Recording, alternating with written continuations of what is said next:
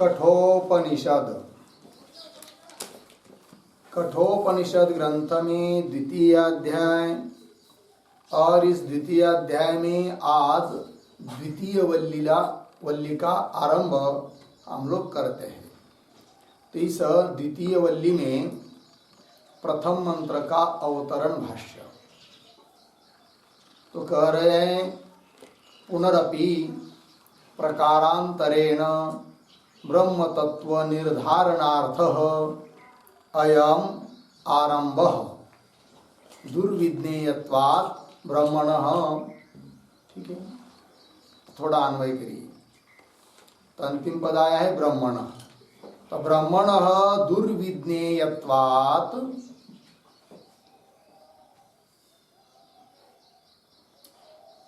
ब्रह्मणः दुर्विज्ञेयत्वात् पीछे ब्रह्म तत्व निर्धारणार्थः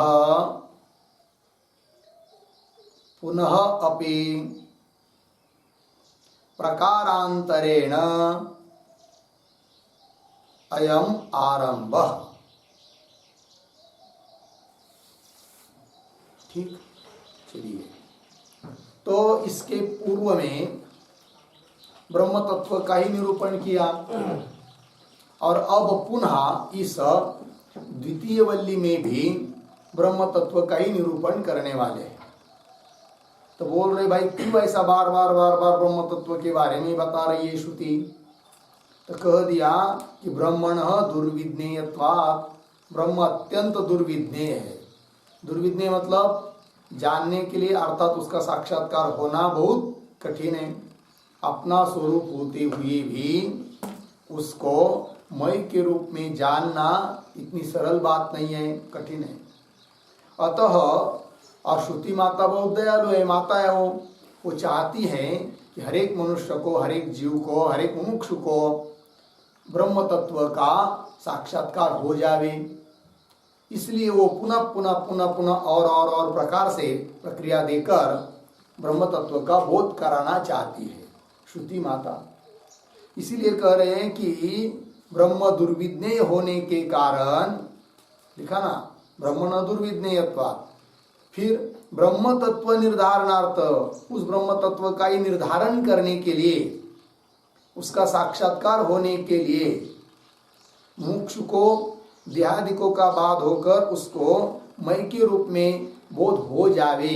इसलिए पुनः अपि, इसके पहले तो बहुत बार बताया, पुनः अपि प्रकारांतरेण, अन्य अन्य प्रकार से, अन्य अन्य प्रक्रिया देकर अयम आरंभः, अयम आरंभः द्वितीय वल्ली रूप ग्रंथ आरंभ, क्योंकि एक एक वल्ली भी एक ग्रंथ ऐसा ही है।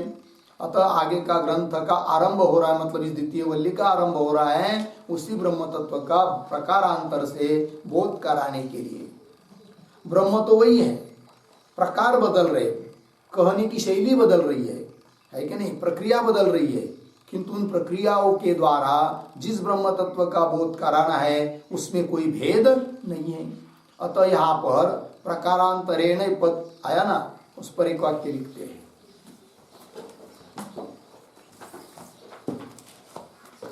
अत्र उपायः एव विद्यन्ते, अत्र उपायः एव विद्यन्ते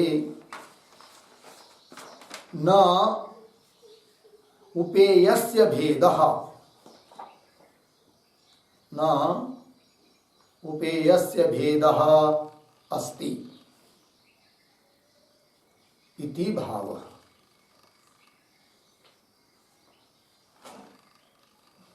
इति भावः, ठीक है। देखो भाई, यहाँ पर उपाय अर्थात प्रक्रिया, उसका भेद हो सकता है, किंतु उन प्रक्रियाओं के द्वारा, उपायों के द्वारा बताया जाने वाला ब्रह्म तत्व जिसको हम उपेय कह सकते हैं, उसमें कोई भेद नहीं है। न उपेयस्य भेदः अस्ति इति भावः। ठीक है, तो चलिए अब इस प्रथम मंत्र का उच्चारण कर लेंगे। पूरमेकादश द्वार,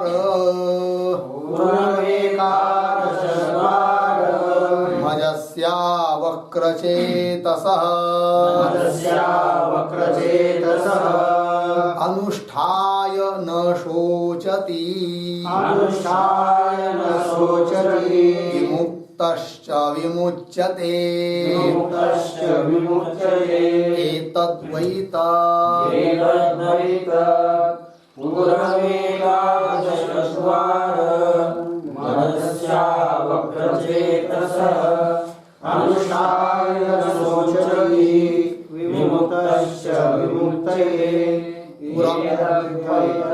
पुरम् एकादश द्वारम् अजस्य अवक्रचेतसः अनुष्ठाय न शोचति विमुक्तः च विमुच्यते एतद् वै तत् अन्वय अजस्य अवक्रचेतसः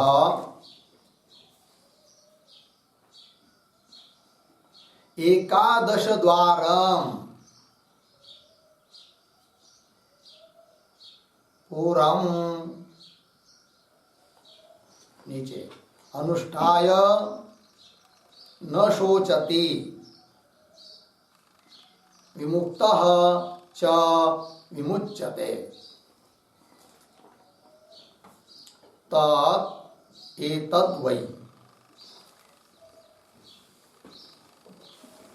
ठीक है, देखिए भाई, तो अजस्य अवक्रचेतसः, अजस्य अर्थात जिसका जन्म नहीं है, तो जन्म ही नहीं है तो बाकी के विकार भी नहीं, अर्थात जन्मादि षड्भाव विकार रहितस्य अजस्य।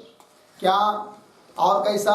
अवक्रचेतस पूरम एकादश द्वारम पूरम। तो अब पूर्व की उपमा देकर ब्रह्म तत्व का बोध कराना चाह रही है श्रुति। तो पूर्व कहते नगर को, तो कौन पूर्व है यहाँ पर? तो हम लोगों का ये जो शरीर है यही पूर्व है, क्योंकि पूर्व कहते नगर को, और नगर और यह शरीर इन दोनों में बहुत सारी समानता मालूम पड़ती है। अतः इस शरीर को ही कहा जा रहा है क्या? पूर्व। अब वहां पर जैसे व्यवहार में नगर होता है, शहर, नगर, गांव, तो उसमें कुछ रहने वाले लोग है कि नहीं, कोई द्वारपाल होता है, कोई सेवक होते हैं, और कोई मुख्य उसका मालक होता है, राजा। उस प्रकार इस शरीर रूप पूर्व जो है उसका मालक कौन है? राजा स्थानीय कौन है? किसका यह पूर्व है? तो बता रहे अजस्य पूरम, अज का यह पूर्व है। अज अर्थात जो जन्मादि षड विकार भाव रहित आत्म तत्व है उसका यह पूर्व है। कैसा है वो आत्मा की जिसका यह पूर्व है? तो और एक विशेषण आया अवक्र चेतस, कि अवक्र चेतस अर्थात नित्य ज्ञान स्वरूप यह जो आत्म तत्व है, ब्रह्म तत्व, उसी का यह पूर्व है। अब ये पूर्व भी कैसा है भाई? तो पूर्व के लिए भी एक विशेषण आया है। क्या? एकादश द्वारम, एकादश कहते 11, तो 11 है द्वार जिस पूर्व को, ऐसा यह पूर्व है, शरीर रूपी पूर्व है। ठीक है ना? तो और ऐसे इस पूर्व का जो स्वामी है, लेकिन जो कि पूर्व से भिन्न है, असहत है, असंबद्ध है, स्वतंत्र है, क्योंकि पूर्व जो शरीर देह इंद्रियादिकों का संघात, वो संघात जो भी होता है वह किसी और के लिए होता है, संघात के लिए संघात नहीं होता है। तो संघात से भिन्न और उसके लिए वो संघात होता है, उसके निमित्त, उसके कारण, उसके भोग के लिए होता है, जैसे राजा के लिए पूर्व होता है। उस प्रकार यहाँ पर भी जिसका पूर्व है, तो चैतन्य स्वरूप आत्मा का यह पूर्व है शरीर, तो उस आत्मा का अनुष्ठान करेंगे, अर्थात उसका ध्यान करेंगे। करता है कोई तो ध्यान करके उसका साक्षात्कार जब हो जाता है तब न शोचते, वह शोक नहीं करता है। ठीक है? और क्या होता है फिर? विमुक्तश्च विमुच्यते, विमुक्त मतलब काम क्रोध काम कर्म इत्यादियों से विमुक्त होकर पुनः विमुक्त होता है, मतलब शरीर आदि को पुनः धारण नहीं करता है। विमुक्तश्च विमुच्यते। ऐसे मुक्त हो जाता है जिस तत्व का अनुष्ठान करने से, वह जो तत्व है अर्थात जिसका यह पूर्व है, ऐसा जो ब्रह्म तत्व है, तत् एतद् वही, वह ब्रह्म यही है। इस बात को बताया। ठीक है, चलिए अब थोड़ा मंत्र के शब्दों का अर्थ लिख लेंगे। उसके पहले अवतरणिका के रूप में एक पंक्ति। त्वं पदार्था भेदेन, त्वं पदार्थ अभेदेन, त्वं पदार्था भेदेन अभेदेन प्रकृतं ब्रह्म, प्रकृतं ब्रह्म प्रतिपिपादयिषुः, प्रतिपिपादयिषुः यमः, यमः देहादि संघातात्, देहादि संघातात् आत्मतत्वं, आत्मतत्वं तावत् विविनक्ते, विविनक्ते पुरेति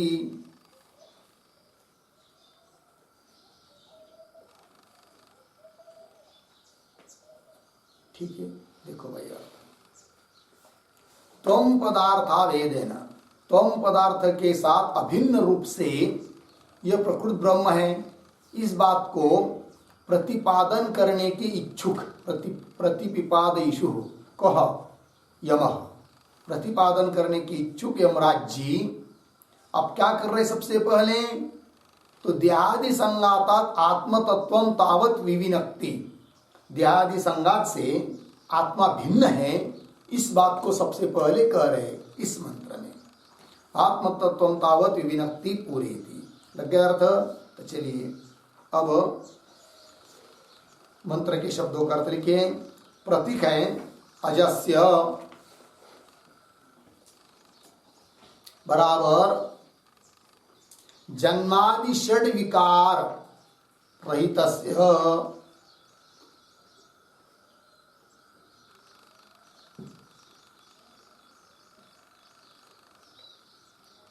जन्मादि षड विकार रहितस्य। आगे प्रतीक अवक्र चेतसः,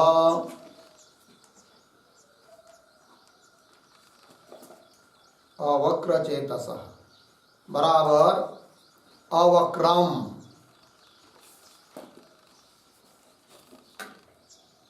बराबर अकुटिलम, अकुटिलम सूर्य प्रकाशवत्, सूर्य प्रकाशवत् सर्व विषयकाम, सर्व विषयकाम चेतः, चेतः बराबर मायावृत्त्यात्मकं ज्ञानम,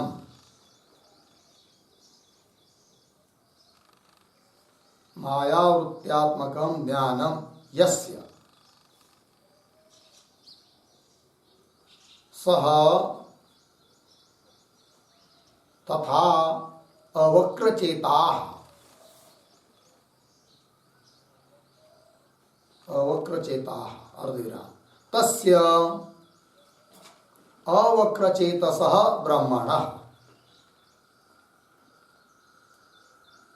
अवक्रचेतसः ब्रह्मणः। ठीक है, चलिए भाई अर्थ, हाँ ये हो गया ना इसका अर्थ, अवक्रचेतसः ब्रह्मण। आगे चलिए, आगे का प्रतीक एकादश द्वारम बराबर कर्णद्वयम नासिकाद्वयम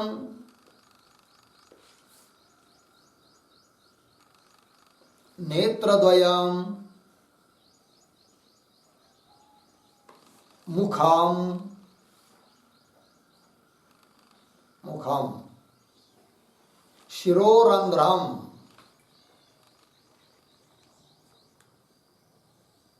शिरोरंध्रम, कंस में लिखिए ब्रह्मरंध्रम, कंस बंद। आगे नाभि, नाभि, गुदोपस्थानी, गुद उपस्थानी, गुदोपस्थानी, च एतानी एकादश एव द्वाराणि, एकादश एव द्वाराणि यस्य, यस्य तद एकादश द्वारम, एकादश द्वारम बराबर एकादश रंध्रम, एकादश रंध्रम। ठीक है, आगे चलिए। पुरम, पुरम बराबर गृहतुल्यम इदम शरीरम,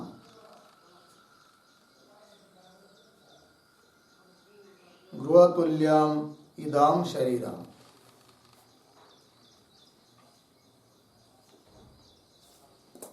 आगे कौंस में लिखिए थोड़ा, तम गृह स्वामिनम आत्मानम, गृह स्वामिनम आत्मानम। आगे की तरफ बांध देकर कंस बंद। आगे प्रतीक अनुष्ठाय,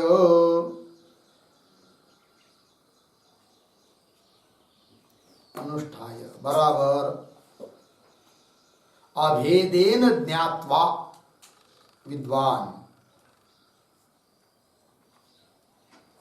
अभेदेन ज्ञात्वा विद्वान।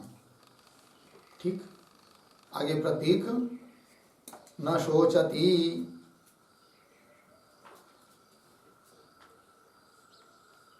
न शोचति बराबर शरीर वियोगादिना,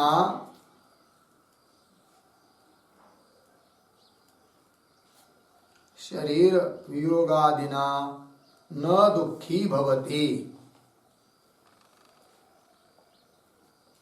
न दुखी भवति। कौंस में लिखिए शोक हेतु दुख जनक दृश्यस्य, शोक हेतु दुख जनक दृश्यस्य वास्तव संबंधाभावात्,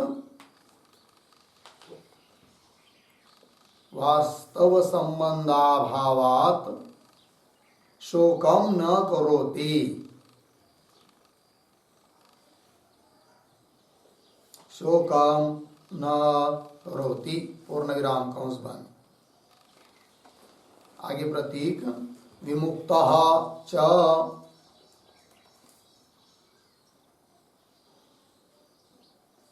बराबर अविद्याकृत, अविद्याकृत काम कर्म बंधनैः, काम कर्म बंधनैः रहितः सन्,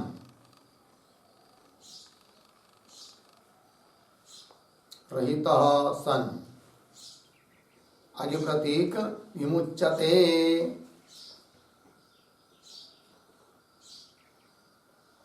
विमुच्यते बराबर पुनः शरीरम न गृह्णाति,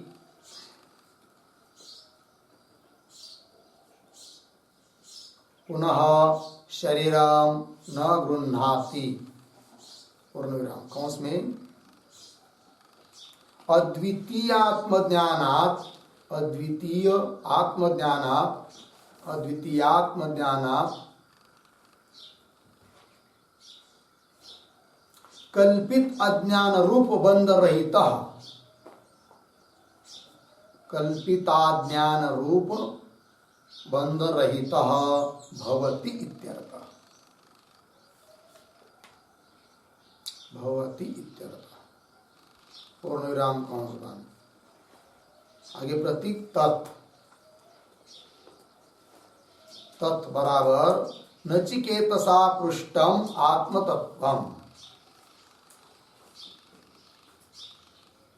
नचिकेतसा पृष्ठम आत्मतत्वम आगे प्रतीक है एतद्वयी एतद्वयी बराबर पूर्व स्वामित्वेन उक्तम पूर्व स्वामित्वेन उक्तम एव आत्मतत्वम उक्तम एव आत्मतत्वम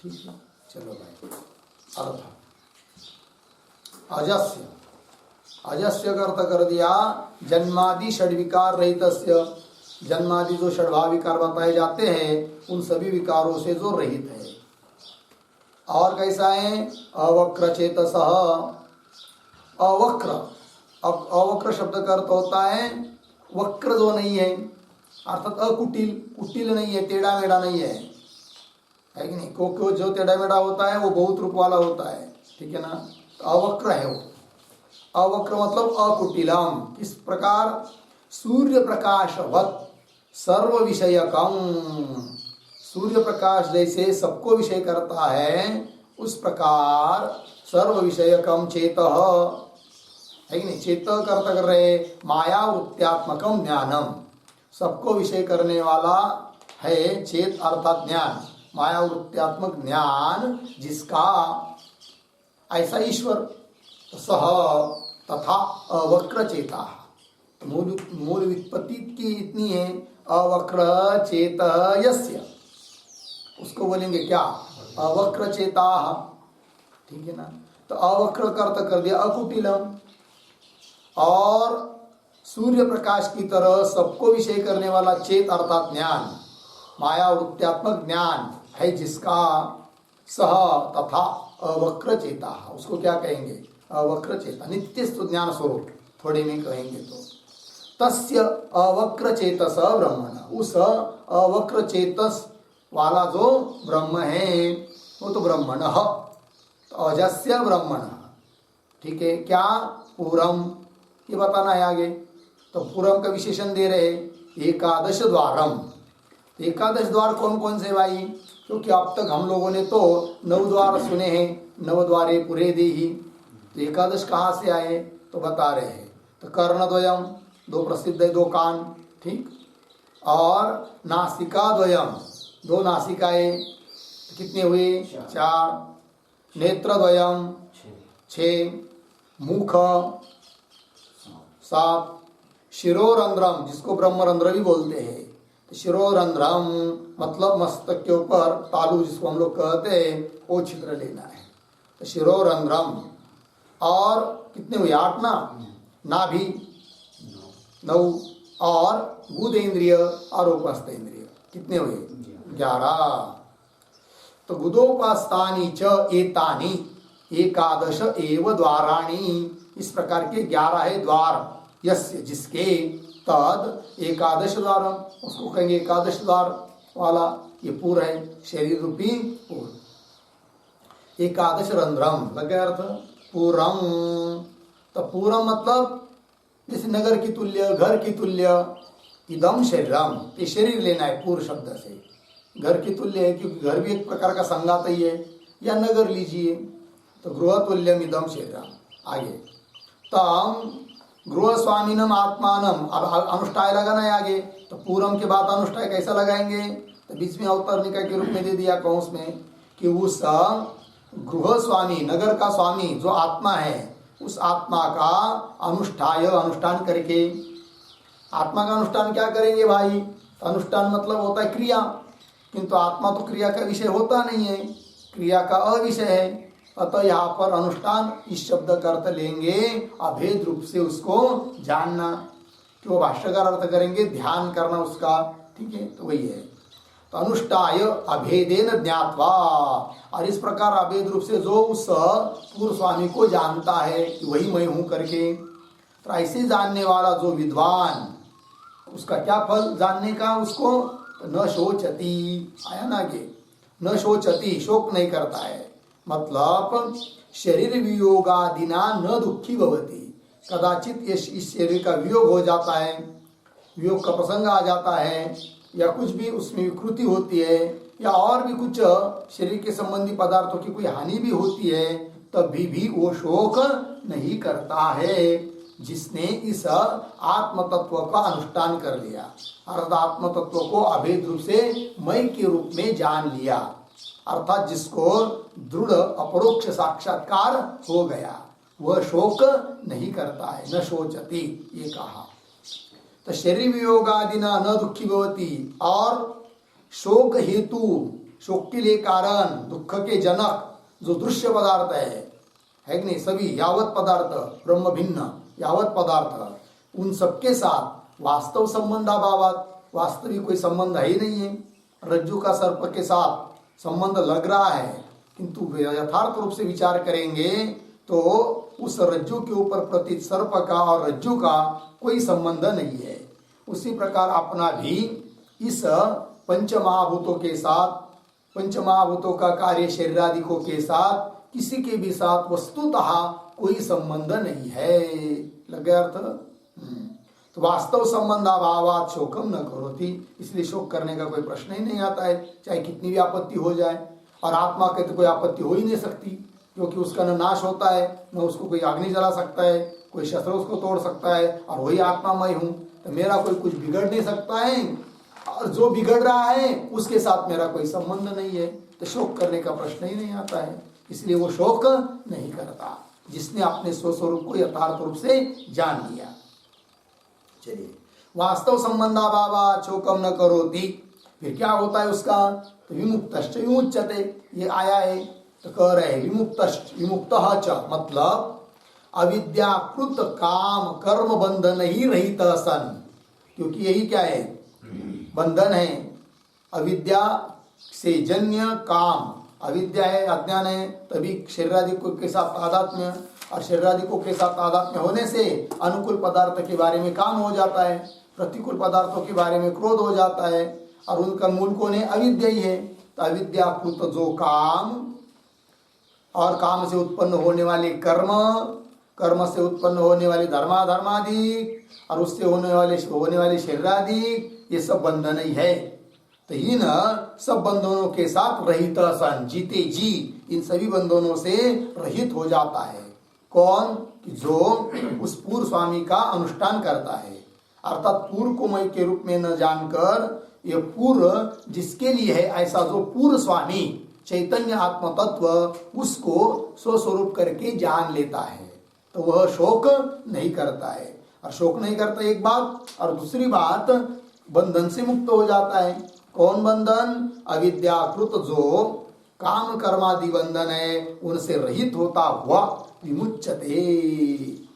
विमुच्यते का अर्थ कर दिया पुनः शरीरम न गृह्णाति, पुनः उसको जन्म मरणादि लेना नहीं पड़ते, बार बार पुनः जैसे अज्ञानी जीव शरीर धारण करना ही पड़ता है उनको, ऐसा इनको शरीर धारण करना नहीं पड़ता है। शरीरम न गृह्णाति। अद्वितीय आत्मज्ञानात्, अद्वितीय आत्मज्ञान हो जाने से कल्पित अज्ञान रूप बंधन रहित भवति। अज्ञान कल्पित है, और उस अज्ञान के द्वारा बंध वो भी कल्पित ही है, और उन सभी बंधनों से क्या हो जाता है? वह रहित। कल्पित अज्ञान रूप बंधन रहित भवति। ठीक, आगे प्रतीक है तत्। तत् मतलब नचिकेतसा पृष्ठम आत्मतत्वम, नचिकेत के द्वारा पूछा गया आत्मतत्व। एतद्वै, एतद्वै का अर्थ कर दिया पूर्व स्वामित्वेन उक्तम एव आत्मतत्वम, पूर्व का स्वामी रूप से बताया हुआ जो आत्म तत्व है वही तत् है।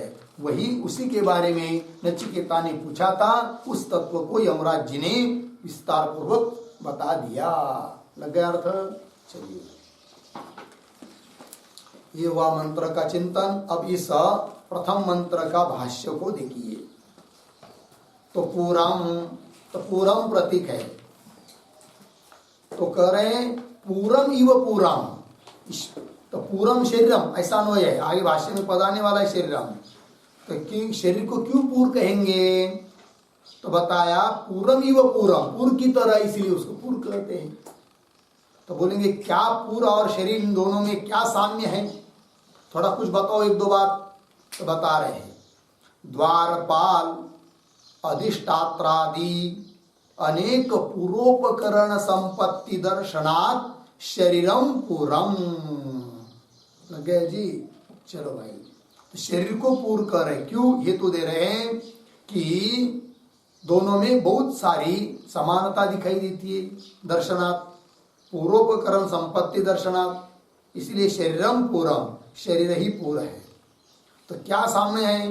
तो द्वारपाल एक, अधिष्ठात्रादि अनेक पूर्वोपकरण संपत्ति दर्शनात्। तो द्वारपाल, जैसे पूर्व नगर होता है तो उसके लिए कोई द्वारपाल रहता है गेट पर, है कि नहीं?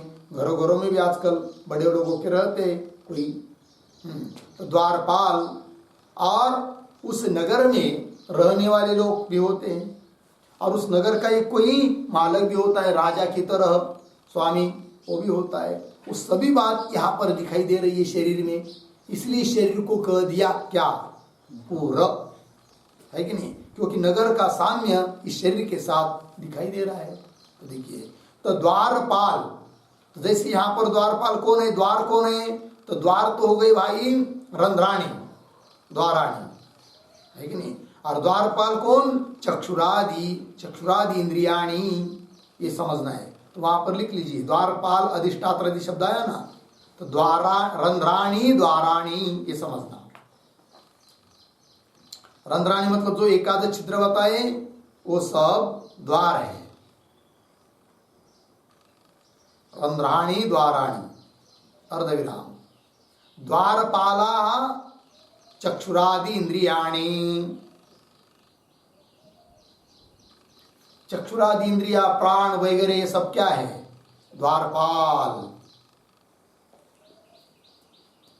ठीक है, चलो भाई भाष्य में द्वारपाल अधिष्ठात्रादि, वहां पर जैसे अधिष्ठाता होता है कि नहीं? यहाँ पर भी अधिष्ठाता है, निवासी लोग और मालिक भी। तो द्वारपाल अधिष्ठात्रादि अनेक पूर्वोपकरण, अनेक पूर्व के उपकरण, पूर्व के उपकरण मतलब पूर्व संबंधी सामग्री जैसी वहां पर होती है वैसी इस शरीर में भी दिखाई दे रही है। अतः इस शरीर को बोल दिया क्या? पूर्व। हो सकता है परीक्षा में प्रश्न आवे कि शरीर को पूर्व क्यों कह दिया, तो उसका उत्तर ये दे देना चाहिए। ठीक है ना? चलिए, क्यों? कि पूर्व की तरह बहुत सारी सामग्री इस शरीर में है, इसलिए इसको भी पूर्व कह देते हैं। तो अनेक पूर्वोपकरण संपत्ति दर्शनात्, दिखाई देने से शरीरम पूरम। लगे अर्थ? आगे चलिए, अब समझ लीजिए शरीर को पूर्व कह दिया, तो शरीर को पूर्व कह देने से प्रयोजन क्या निकलेगा? क्या लाभ होगा? कौन सी प्रक्रिया सिद्ध होगी? तो बता रहे हैं, तो पूरम च सोपकरणम स्वात्मना सहत स्वतंत्र स्वाम्यर्थम दृष्टम। इस बात को बता रहे हैं। देखिए भाई, व्यवहार में जो लौकिक पूर्व होता है, शहर नगर, वो कैसा होता है?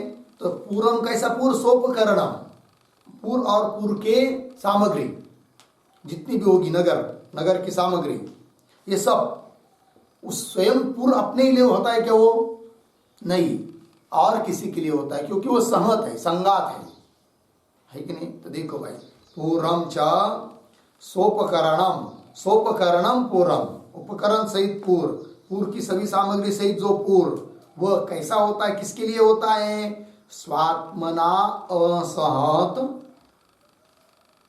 स्वतंत्र स्वाम्यर्थम, स्वामी अर्थम, स्वामी अर्थम उसको पकड़िए तो कैसे लगाएंगे, पूर्वम सोपकरणम च पूर्वम स्वामी अर्थम। अन्वय करने की जरूरत नहीं, समझ लीजिए, केवल लगा लीजिए। स्वामी अर्थ स्वामी के लिए होता है। कौन स्वामी, कैसा स्वामी? उस स्वामी के लिए दो विशेषण दिए यहां पर। क्या? स्वात्मना असहत एक और स्वतंत्र, ऐसे स्वामी के लिए होता है। जैसे उदाहरण से समझ लेंगे हम लोग।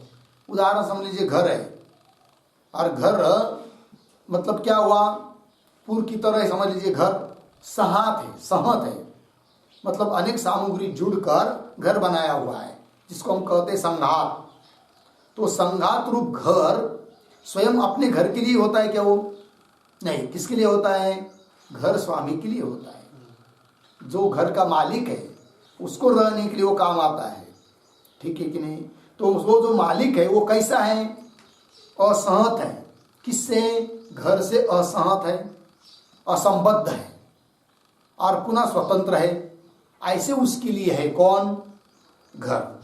उसी प्रकार से ये शरीर रूपी घर, शरीर रूपी पूर्वी और किसी स्वामी के लिए है, इस बात को बताना है। तो पंक्ति देखिए, पूर्वम च स्वोपकरणम स्वात्मना सहत स्वतंत्र स्वाम्यर्थम दृष्टम, ऐसा देखा जाता है।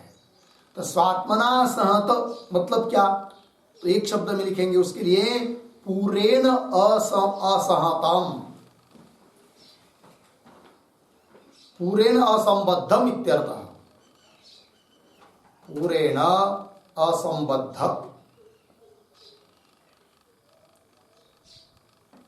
स्वात्मना असहत शब्द का अर्थ हो जाएगा पूरेण असंबद्ध। थोड़ा और लिखते, थोड़ा विस्तार पूर्वक पूर्ण विराम देकर आगे लिखिए, स्वात्मना, स्वात्मना बराबर पूरेण सह, पूरेण सह स्वामिनः, स्वामिनः असहतत्वम्, असहतत्वम् बराबर पूर्वोपचय अपचयाभ्याम, पूर्वोपचयापचयाभ्याम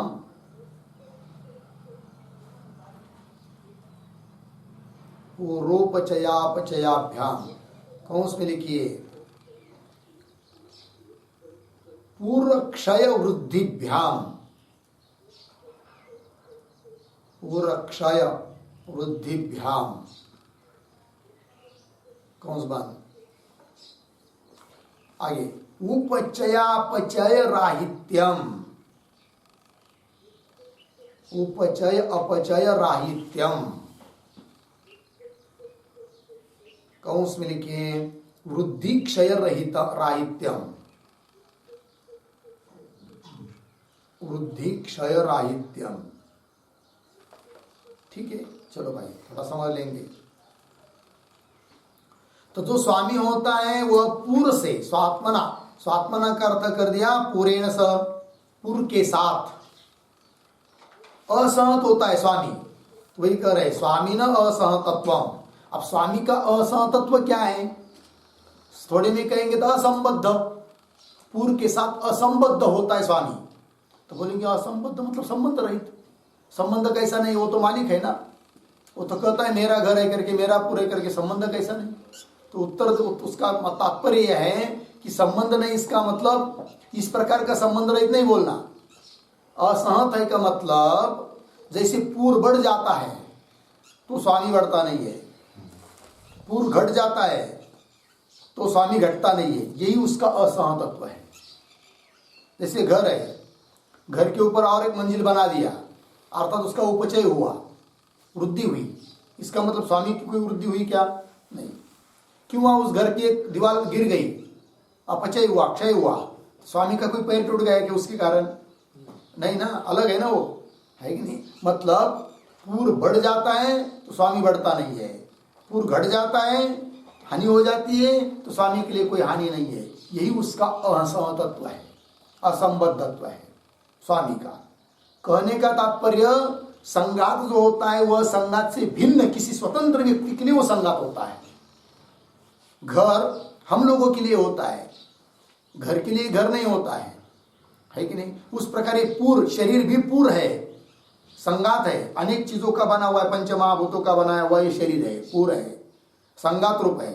अतः ये शरीर भी उस शरीर के लिए नहीं है और किसी के लिए है। फिर जिसके लिए वह उस शरीर से असंबद्ध है, भिन्न है। अर्थात शरीर बढ़ता है तो भी वो बढ़ता नहीं है, शरीर घटता है तो भी उसका स्वामी जिसके लिए शरीर है वो घटता नहीं है। यही असह तत्व है, ठीक है। और किसके लिए होता है संगात? जिसके लिए होता है वो कैसा रहता है? तो एक शब्द और आया है, स्वतंत्र, है कि नहीं? तो स्वतंत्र होता है स्वामी। स्वामी की स्वतंत्रता क्या चीज है? लिखिए उस पर भी एक शब्द, स्वतंत्र शब्द है ना, स्वतंत्र का अर्थ लिखिए। पूर्व सत्ता प्रतीतिम अंतरेण, पूर्व सत्ता प्रतीतिम अंतरेण सत्ता प्रतीतिमत्वम, सत्ता प्रतीतिमत्वम स्वातंत्र्यम।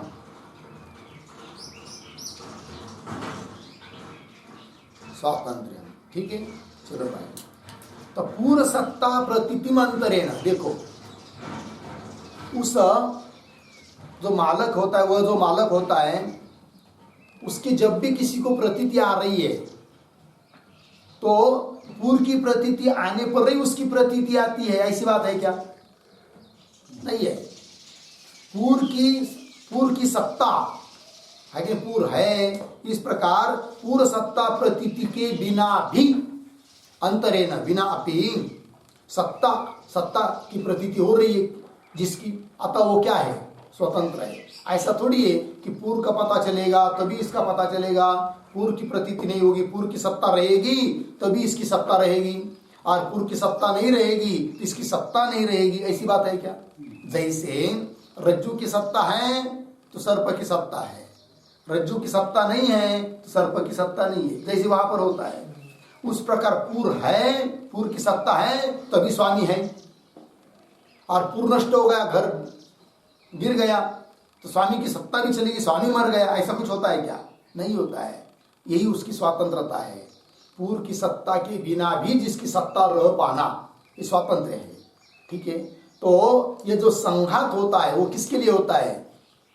जो संघात से सब असंबद्ध है, असहत है और स्वतंत्र है, उसके लिए संघात होता है। पूर्व जैसा नगर, घर, ये भी उसी प्रकार ये शरीर भी संघात है। अतः यह शरीर रूप संघात भी उसी के लिए है कि जो इस शरीर से असहत है, जो इस शरीर से स्वतंत्र है, उसी के लिए संघात है। तो वो कौन है? तो फिर कहेंगे अजस्य अवक्रचेतस, इस प्रकार का जो आत्मस्वरूप बताया उसका यह शरीर है, अर्थात शरीर से वो भिन्न है। ये बात पता चल रही है, ठीक है। देखो भाई पंक्ति भाष्य में, पूरम च सोपकरणम स्वात्मना असहत स्वतंत्र स्वाम्यर्थम दृष्टम। पंक्ति लग गई? चलिए अब ये दृष्टांत हुआ। तथा इदम पूर्व सामान्या अनेकोपकरण सहतम शरीरम स्वात्मना असहत राजस्थानीय स्वाम्यर्थम भवितुम अर्हति। ठीक है ना? तो थोड़ा अन्वय करेंगे इस पंक्ति का। पहला शब्द है तथा, फिर आगे एक शब्द छोड़कर पूर्व सामान्यात अनेकोपकरण सहतम, पीछे इदम शरीरम, आगे सरल है स्वात्मना सहत असहत राजस्थानीय स्वामी अर्थम भवितुम अर्हति। ठीक है, दृष्टांत तो बता दिया पहले, अब सिद्धांत बता रहे तथा शब्द से, तथा इत्यादि से। तथा मतलब उसी प्रकार पूर्व सामान्यात, इस शरीर का और पूर्व का क्या है? सामान्य सादृश्य दिखाई देता है, तो पूर्व सामान्यात पूर्व सादृश्यात अनेक उपकरण तम इदम शरीरम, अनेक उपकरणों से जुड़ा हुआ है कौन? यह शरीर रूपी पूर्व। कितनी चीज इसमें भरी हुई है, बहुत शरीरों का मिला हुआ है कि नहीं? रक्त, मज्जा, हड्डी, मांस, रोम और बहुत सारे छोटे छोटे यंत्र बिठाया है, संधि, नाक, कान, इंद्रियादि सब कुछ। तो बहुतों का, बहुत करणों का है, बहुत सामग्री का ये क्या है? एक प्रकार सहत है, संगात है। कौन? ये शरीर। ठीक है, तो चलिए पूर्व सामान्यात अनेक उपकरण सहतम शरीरम, तो ये शरीर भी फिर उसी प्रकार पूर्व की तरह कैसे? स्वात्मना असहत। स्वात्मना, यहाँ पर स्वात्मना शब्द का क्या अर्थ होगा? स्वात्मना असहत मतलब शरीरेण असहत, यह अर्थ है, शरीर के साथ असंबद्ध। ठीक है, तो स्वात्मना असहत। उदाहरण दिया बीच में, राजस्थानीय स्वामी अर्थम। राजस्थानी मतलब पूर्व का जैसा कोई राजा होता है, जैसा पूर्व में कोई राजा होता है उसी के स्थान पर इधर दृष्टांत में समझना है। किसको? स्वामी को, आत्मा को। ठीक है, तो असत राजस्थानीय जो स्वामी, राजा की उधर राजा इधर आत्मा, तो राजस्थानीय जो स्वामी आत्मा उसके लिए भवितुम अर्हति कौन? यह शरीर रूपी पूर्व भी। ठीक है, तो स्वामी अर्थ ये पद आया ना, इस पर एक वाक्य लिखेंगे।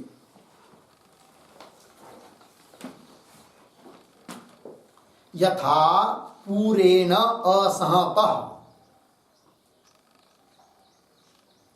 यथा पूरेण असहतः स्वतंत्रः, स्वतंत्रः यह स्वामी,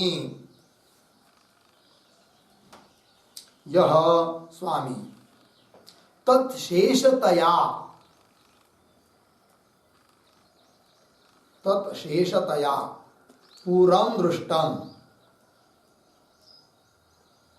पूरं दृष्टं तथा, तथा पूर्व सादृश्यात्, पूर्व सादृश्यात् अनेकोपकरण सहितम,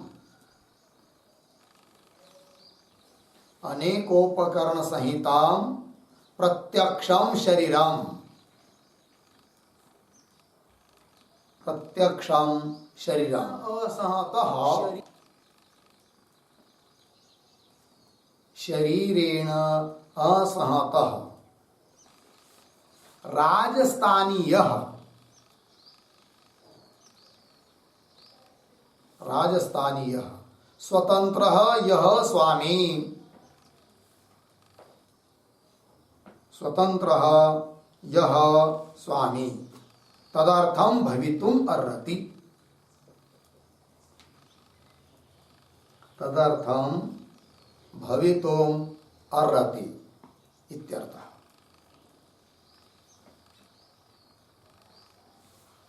ठीक है, अर्थ देखिए, तो तात्पर्य लिख दिया अभी तक का जो हुआ कि दृष्टांत में जैसे यथा पूरेण असहत, नगर के साथ असंबद्ध, असहत, स्वतंत्र जो स्वामी, तत्शेषतया पूरम उसका शेष होता है, उसका अंग होता है, उसके लिए उपकारक होता है, शेषतया उपकारक होता है पूर्व, पूरम दृष्टम दृष्टांत में, तथा उसी प्रकार पूर्व सादृश्य उस नगर के साथ सादृश्य होने से अनेक उपकरण सहितम प्रत्यक्षम शरीरम, अनेक उपकरणों के साथ सहत संघात स्वरूप ये प्रत्यक्ष जो हम लोगों का शरीर है वो भी किसके लिए होगा?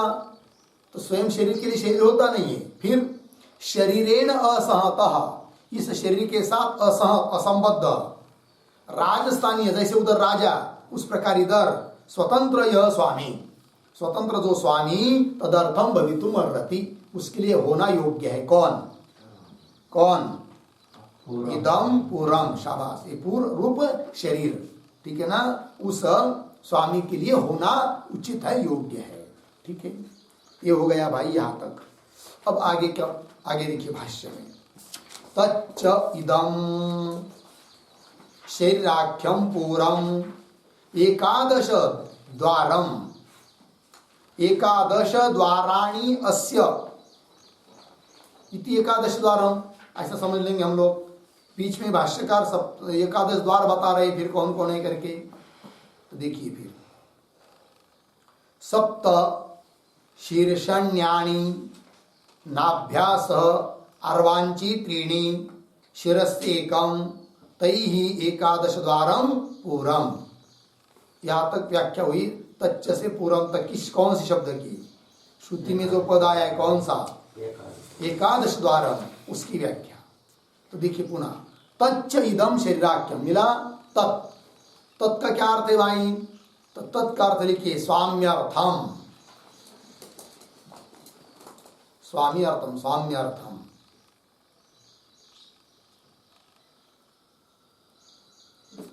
देखिए तच्च इदम शरीरम मतलब स्वाम्यर्थम इदम शरीराख्यम पूर्वम, ये शरीर नाम का पूर्व कैसा है? एकादश द्वारम प्रतीक है।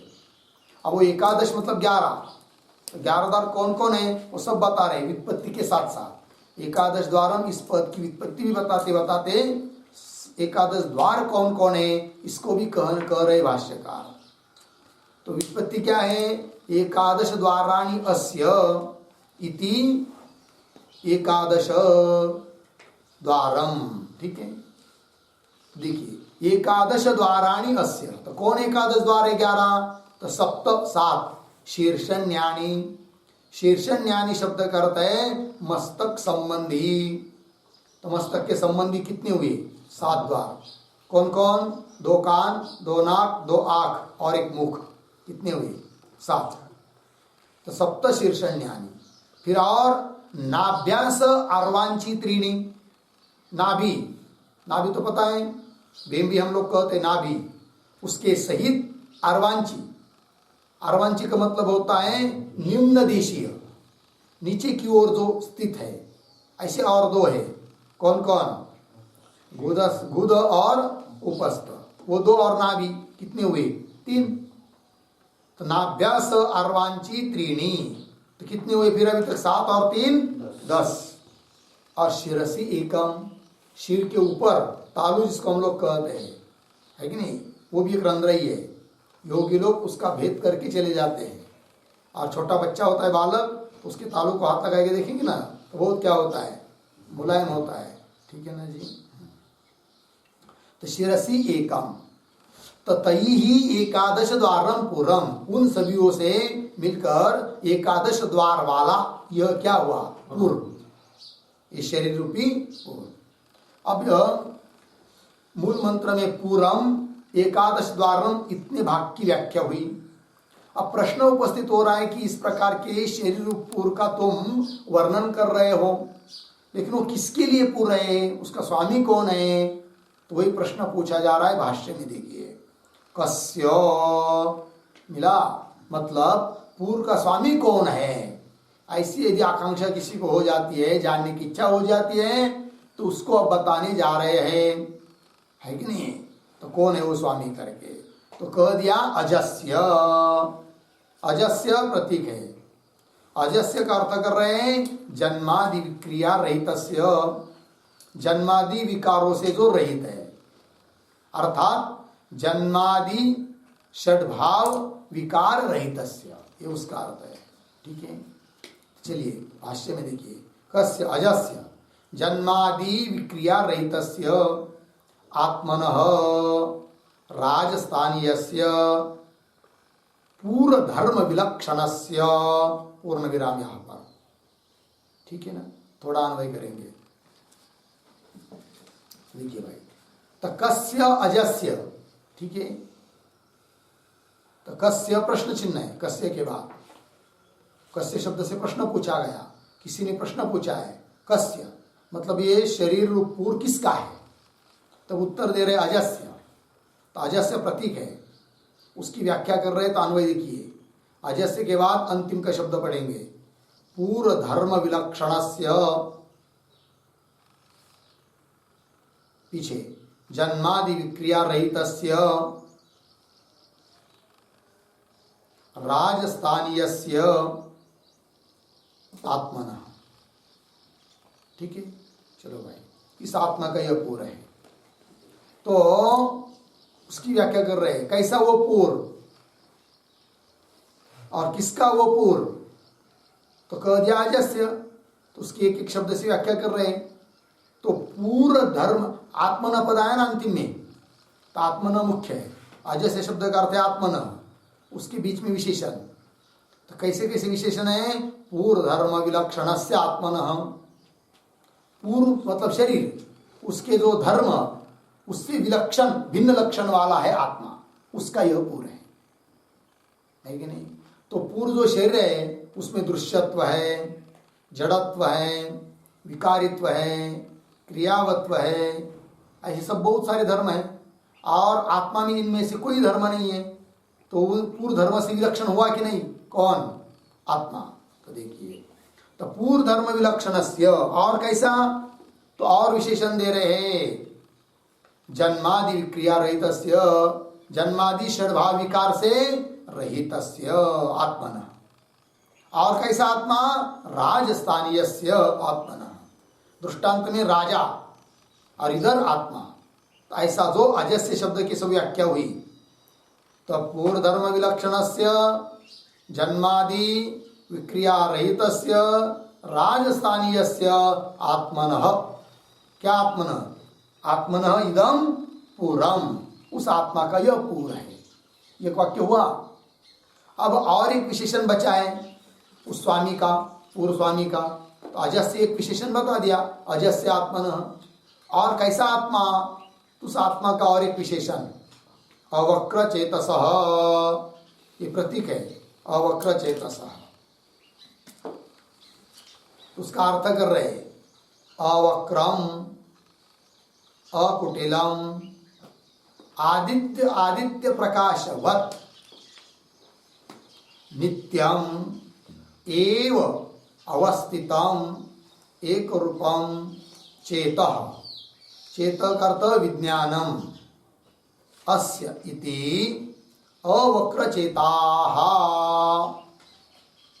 प्रथमांत हुआ, फिर से उसकी षष्ठी, तस्य अवक्रचेतसः, मतलब कौन, राजस्थानीयस्य ब्रह्मण, सीधी सीधी बात, ठीक है ना।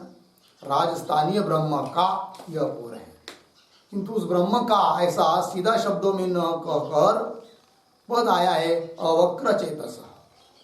तो अवक्र चेतस की उत्पत्ति के साथ अर्थ बता रहे हैं। अवक्र चेतस मतलब अवक्रम चेतः, ठीक है ना जी। अस्य इति अवक्र चेताः, मूल व्युत्पत्ति, अवक्रम चेतः अस्य इति अवक्र चेताः, तस्य षष्ठी अवक्र चेतस, ठीक है। अब देखिए एक बात, अवक्र चेतस, तो अवक्रम, ठीक है ना। तो अवक्रम मतलब क्या, तो चेत का विशेषण बन रहा है अवक्रम, तो अवक्रम चेत अस्य, तो चेत का अर्थ बता रहे हैं, उसके पहले अवक्रम का अर्थ, तो अवक्रम का अर्थ कर दिया अकुटिलम, जो कुटिल नहीं है, सीधा है, टेढ़ा मेढ़ा नहीं है।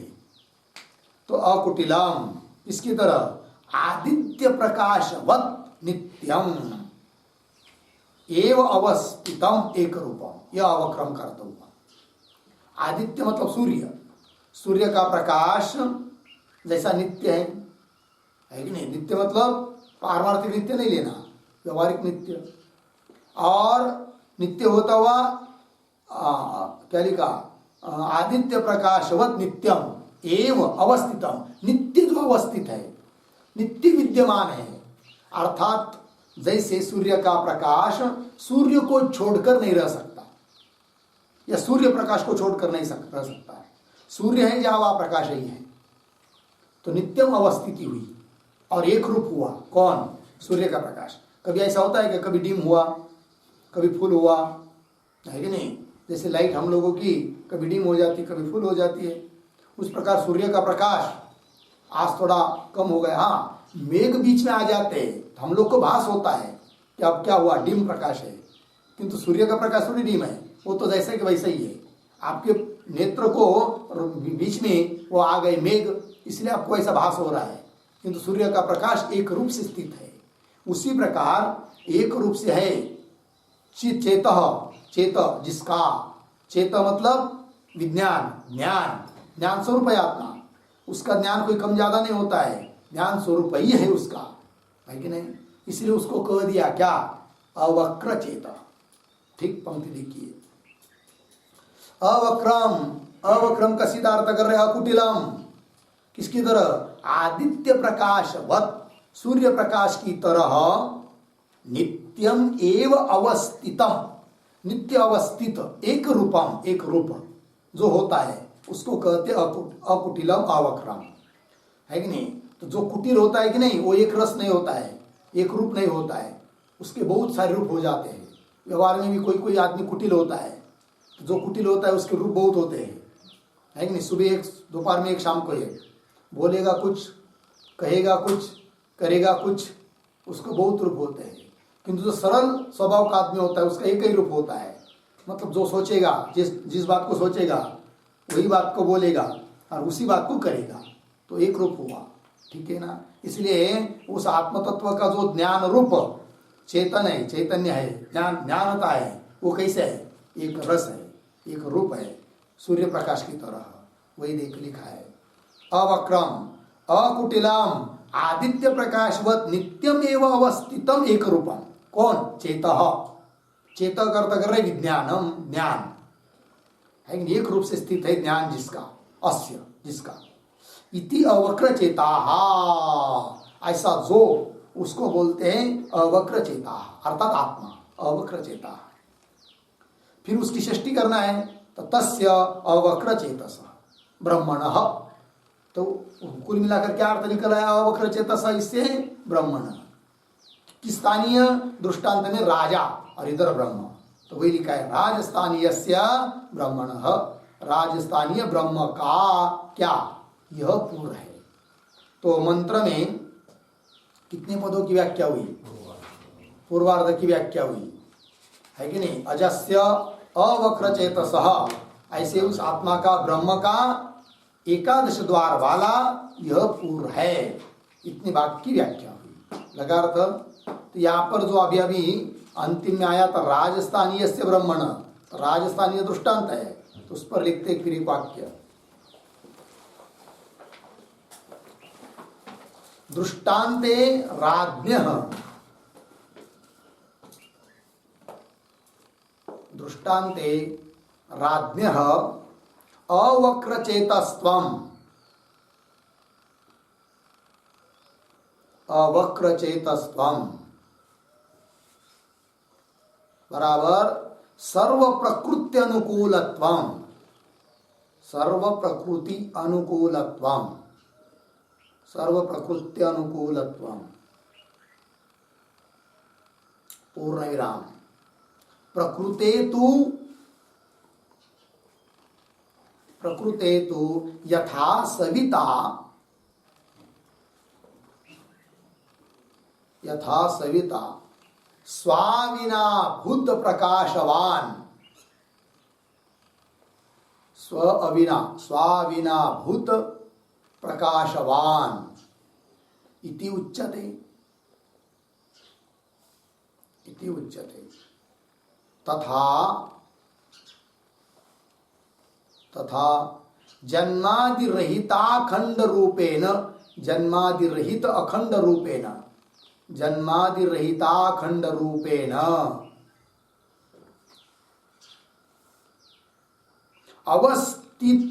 अवस्थित नित्य विज्ञप्ति रूपत्वम्,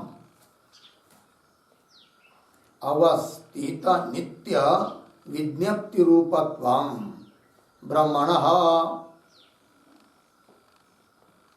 ब्रह्मणः अवक्रचेतस्त्वम् इत्यर्थः, अवक्रचेतस्त्वम् इत्यर्थः।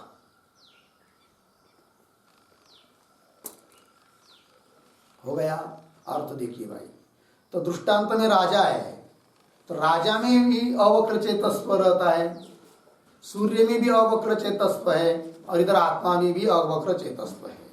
तो राजा में अवक्र चेतस्व मतलब क्या, तो वही लिख दिया दृष्टांत है राज्ञ राजा का अवक्र चेतस्व क्या जी, तो सर्व प्रकृति अनुकूलत्व, सभी जनता सभी प्रकृति जितने भी लोग हैं उनके साथ अनुकूल, उनके हित का चिंतन करना, उनके अनुकूल रहना, वही उसकी क्या है, अवक्र चेतस्व है उसका, किसका, राजा का। तो सर्व प्रकृति अनुकूलत्व अवक्र चेतस्व हो गया। और इधर प्रकृत प्रसंग में प्रकृते तु यथा सविता, सविता सूर्य, स्वाविना भूत प्रकाशवान है कि नहीं, स्वाविना भूत मतलब स्व सूर्य, अविना भूत प्रकाशवान मतलब प्रकाश के बिना कभी रह नहीं सकता, हमेशा प्रकाशवान ही है। कौन, सूर्य। ऐसा कभी भूल से भी नहीं होता है कि सूर्य है और प्रकाश नहीं है, ठीक है ना। तो वही स्व अविनाभूत मतलब प्रकाश के बिना रह नहीं सकता, कौन, सूर्य। सूर्य और प्रकाश एक ही चीज है, उस प्रकार वही उसका अवक्र चेतस्व है। स्वाविना भूत प्रकाशवान इति उच्यते, सूर्य के बारे में। तथा जन्मादि रहित अखंड रूपेण, जन्म मरणादि से रहित अखंड रूप से अवस्थित नित्य विज्ञप्ति रूपत्व, अवस्थित स्थित नित्य विज्ञप्ति मतलब ज्ञान स्वरूपता, विज्ञप्ति रूपत्वम, यही है ब्रह्म का क्या, अवक्र चेतस्व। ब्रह्म अवक्र चेतस है मतलब क्या, नित्य ज्ञान स्वरूप है, उसका ज्ञान कभी डिम नहीं होता, कभी चला नहीं जाता। तो नित्य विज्ञप्ति ज्ञान रूपता, ज्ञान स्वरूप ही उसका, उस स्थिति में वो है, यही उसकी अवक्र चेतस्ता है, अवक्र चेतस्व है। लग गया अर्थ जी। तो चलिए अब एक बात ये हो गई, अब उत्तरार्ध की व्याख्या करनी है, किंतु उत्तरार्ध की व्याख्या हम लोग कल करेंगे भाष्य में। ओम पूर्णमदः पूर्णमिदं पूर्णात् पूर्णमुदच्यते पूर्णस्य पूर्णमादाय पूर्णमेवावशिष्यते। ओम शांति शांति शांति।